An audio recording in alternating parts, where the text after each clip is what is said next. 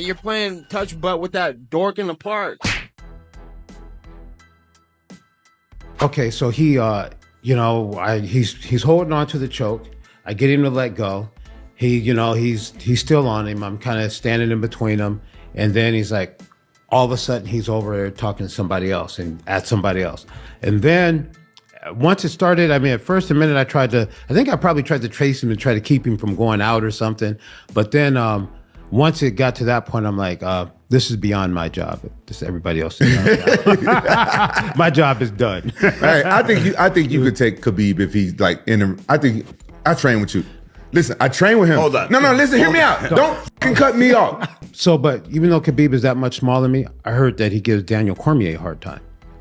I know Daniel Cormier could just sit on me. So I don't know, man. I heard Khabib. But your jiu-jitsu is really good, though. Decent. I'm all right. But I couldn't be able to do anything with Khabib. I heard his feet are like hands. Just. Oh, for real? And the big question right now is, was that your last fight at 145? You guys kind of saw me touch upon it in the press conference, and I can honestly say I think I'm done with 145. Your boy is, like I said, we're only getting older. I've done 33. This cut was, no excuses. This cut was easy, bro. Shout out to Tyler Method, shout out to my wife. They helped me make this cut really easy, but it takes a toll cutting weight, period, and whatever weight you are.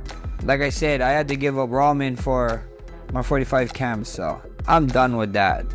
I don't ever want to give up ramen again. 155, here we come, and 155 is where I want to stay. This is a new chapter. This is where we start. This is where we begin, and I'm super excited for it. I cannot wait, Like I said, never say never, but I can honestly look you guys in the eyes and tell you guys, I'm probably not ever going back to 45. I loved what I did. I did what I did. I did what I had to do there.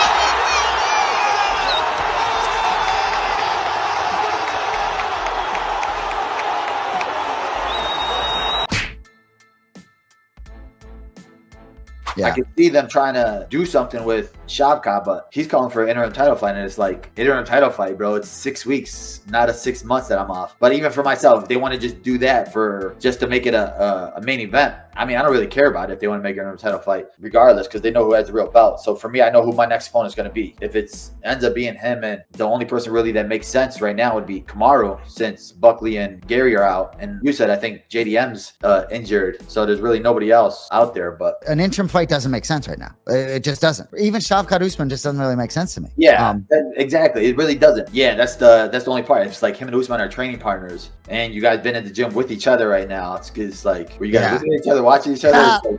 It's just weird. Yeah, so, I wonder who they would do. We'll see what Hunter and Dana do. Right, they're the best.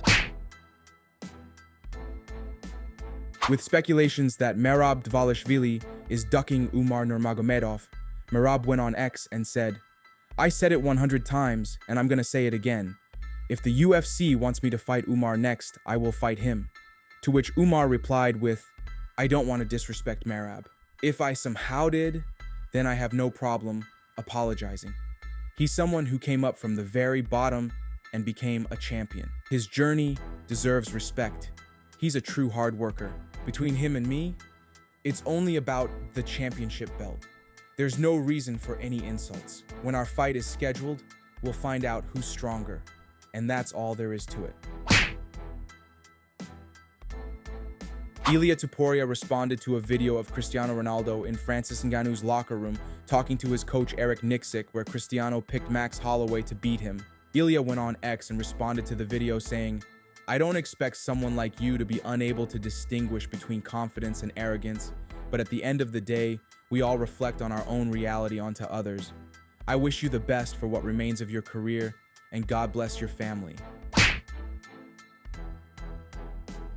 Heavyweight Derrick Lewis pulls out of his fight versus Jhonata Diniz with less than 24 hours before their scheduled fight in Edmonton. The reasoning behind his pullout from UFC Edmonton remains uncertain. Derrick Lewis was a no-show at the UFC Edmonton ceremonial weigh-in, but the UFC assured fans that Lewis was still good for his scheduled fight, until just hours before UFC Edmonton, as the UFC announced Saturday morning that Lewis versus Diniz was canceled. Due to the short-notice nature of the cancellation, a replacement opponent wasn't booked against Diniz at UFC Edmonton. What is the plan for New York? What's the plan? Turn up, do some media, cause a few scenes here and there, and try and make the winner stick around and fight me, hopefully. And just see what happens, really. I just want to see, you know what, I'm really interested how both guys look in the fight. That's really interesting for me. Up close, especially up close, because it's a little bit different than on the TV. I want to go up close and see what these guys look like in live action. Do you know what I mean? How are they moving? What are they doing? You can see little differences in real life than you can on the TV, and I'm looking forward to that. You just love fighting in general. I just love fighting. I just love fighting. I mean, I'm interested in every fight ever. Do you know what I mean? I'm not. It's not like I prefer one fight over the other, but this fight in particular, it obviously means a lot to me personally, because could potentially be who I'm fighting next, or this is. I just want to see what the guys look like. It's really, you know, these are guys really close to me, so I want to see what they look like. There's two major changes to the unified rules of MMA, starting with tonight's event. The 12-6 elbow, which was always a foul in the unified rules, is now removed. So any motion of the elbow in any position is now allowed. What I want people to remember is the motion, i.e. the movement, the straight up, straight down is now legal, but it's the target areas, the illegal target areas shall remain the same. So if you do see referees or officials talking to fighters, generally you'll see this play out against the fence if they're defending a double or a single.